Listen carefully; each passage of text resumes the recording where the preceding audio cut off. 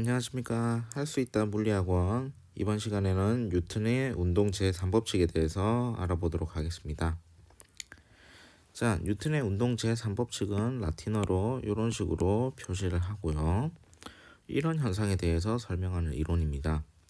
자, 주먹으로 벽을 치면은 우리가 이제 주먹으로 벽을 치면 우리는 아픈데 그럼 벽은 어떻게 될까? 과연 아프지 않을까? 여기에 대한 설명입니다. 자, 그래서 운동 제3법칙을 통해서 알아보면요. 힘은 항상 쌍으로 존재한다고 합니다. 자, 그 말은요. A가 B에 힘을 가하면, 즉, 두 개의 대상이 나옵니다. A가 B에 힘을 가하면요. B도 A에게 크기가 같고 방향이 반대인 힘을 똑같이 작용한다는 겁니다. 자, 그래서요. 운동 제3법칙은요. 두 대상 A와 B에 대해서 이제 나타나는 이제 현상이고요. A가 B에 힘을 가해주면요. B도 A한테 반드시 힘을 가해준다라는 겁니다. 자, 그래서요. 그 A가 B한테 작용한 힘을 예를 들어서 액션, 작용이라고 하면요. B가 A한테 작용한 힘은 이제 반대로 리액션이라고 합니다. 그래서요. 액션이 있으면 반드시 리액션이 있다는 겁니다. 자, 그 다음에요. 이렇게 표시를 할 수 있습니다. 액션을 A가 B에게 가해준 힘이라고 했을 때는요. 이번에는 B도 가만히 있으면 안 됩니다. B도 A한테 크기가 같고 방향이 반대인 힘을 작용을 해야 되니까 이번에는 B가 A에게 가해준 힘이 될 겁니다. 자, 그러면요.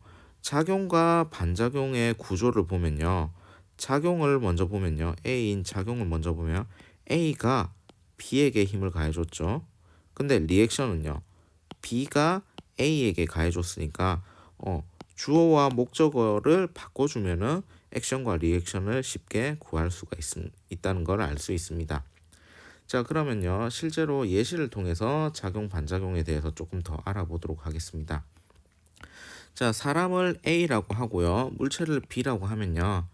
지금 사람 A가 B한테 이제 액션을 가하고 있다는 걸 알 수가 있습니다. 자, 그럴 때는요.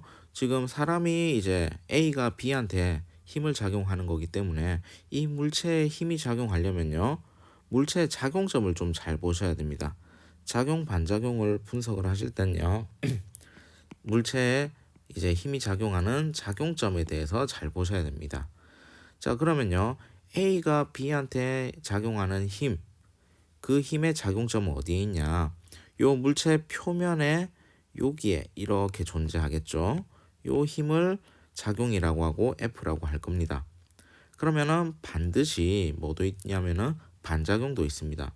근데 반작용은 이제 B가 A한테 해주는 걸 이제 우리가 반작용이라고 하면요.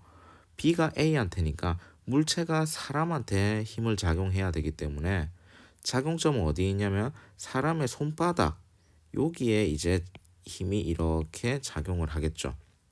그래서 요걸 이제 반작용이라고 할 겁니다. 그래서요. 작용과 반작용은 힘의 크기는 같은데 방향이 정반대입니다. 그래서 작용과 반작용은요. 힘의 크기는 같고 방향은 정반대인데 작용점이 다른 물체에 있습니다. 다른 물체. 그래서 작용점이 다른 물체에 있기 때문에 힘의 합성은 불가능합니다. 힘의 합성이라는 거는 물체가 이렇게 있을 때요. 뭐 이렇게 힘이 가해졌을 때, 그다음에 이렇게 힘이 가해졌을 때 이런 식으로 작용점이 한 물체 안에 있어야 됩니다. 근데 지금 작용과 반작용을 보시면요.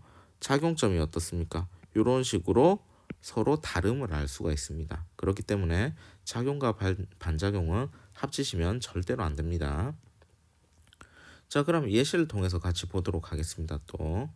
자, 풍선에다 공기를 이렇게 채워놓고요. 주둥이를 이렇게 잡고 있다가 요 풍선 주둥이를 놨습니다. 그러면요. 풍선이 원래 사이즈로 돌아가려는 이 고무의 압력 때문에 요 안쪽에 있는 공기가 뒤쪽으로 이렇게 뿜어져 나가게 되죠. 그러면요, 여기에 있는 안쪽에 들어있는 공기가 이렇게 뿜어져 나가면서 이제 여기 있는 대기에 있는 공기를 밀게 되겠죠. 그걸 이제 공기 작용이라고 하면요, 요 주변에 있던 대기들도 가만히 있을 순 없잖아요. 그러면 뭘 해야 되냐면 반작용을 가해줘야 됩니다. 근데 하필이면 반작용의 방향이 어떠냐면요, 요런 방향입니다. 그래서 풍선이 이런 방향으로 움직일 수 있다라는 겁니다. 그래서 이것이 실제 로켓의 실제 원리거든요. 자, 로켓이나 비행기가 하늘을 날려고 하면요, 이제 앞쪽에 있는 공기를 이제 뒤쪽으로 이렇게 뿜어내야 되거든요. 근데 비행기는 가능합니다. 비행기는 이런 식으로 이제 날개 이렇게 드럼통 같이 이렇게 모터가 달렸잖아요. 그러면요, 요 모터가 어떻게 하냐면요, 이렇게 합니다.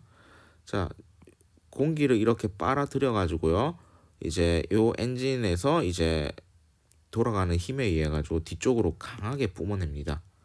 그래서요, 요것도 작용 반작용의 원리로 이제 비행기가 앞으로 나가는 건데, 로켓 같은 경우에는 우주에서 이제 비행을 해야 되잖아요. 그런데 우주에는 이제 밀어낼 공기가 없으니까 아예 로켓의 연료 안에 이렇게 뿜어낼 공기까지 다 집어넣어서 이제 가는 겁니다. 그래서 로켓의 이제 발사체 이런 것들 보면은 크기가 어마어마하게 큰 걸 알 수 있습니다. 자, 그러면 오늘 한 것에 대해서 초점 질문에 대해서 보겠습니다. 자, 첫 번째, 작용력과 반작용력은 합칠 수가 있을까요?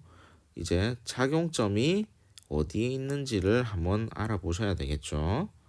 자, 두 번째, 작용과 반작용의 힘의 크기가 같다고 하면요, 차와 사람이 충돌할 때도 받는 힘의 크기가 차도 같고 사람도 같을 거잖아요. 근데 왜 충돌하면 사람이 더 많이 다치는지에 대해서 한번 고민해 보시면 좋을 것 같습니다.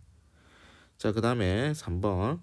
이제 요 작용 반작용을 이제 수학적으로 나타냈는데, 이제 A 화살표 B라는 건요, A가 B한테 가해줬다, 이런 의미입니다.